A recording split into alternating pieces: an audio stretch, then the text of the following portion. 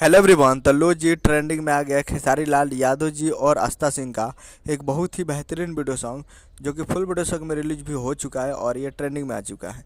जी हाँ, ये गाना ट्रेंडिंग में आ चुका है और इस गाने को लिखे हैं कृष्णा बेदर्दी जी और इसमें म्यूजिक दिए हैं B.R. वर्मा जी और इस गाने को गाए हैं खेसारी लाल यादव जी, जो कि आपको स्क्रीन के ऊपर दिखाई दे रहा है। जिस सॉन्ग का टाइटल रखा गया है क्रिया बाटे बलम, जिसका टाइटल है क्रिया बाटे बलम, और वीडियो में खेसारी लाल यादव जी और आस्था सिंह जी, फिट में आस्था सिंह जी। और जो कि आप स्क्रीन के ऊपर देख सकते हैं, जो कि करीब 1 डे कंप्लीट हो चुका है और करीब इस पर 7 लाख व्यूज हो चुका है और 60,000 लाइक है और 10,000 के करीब कमेंट है।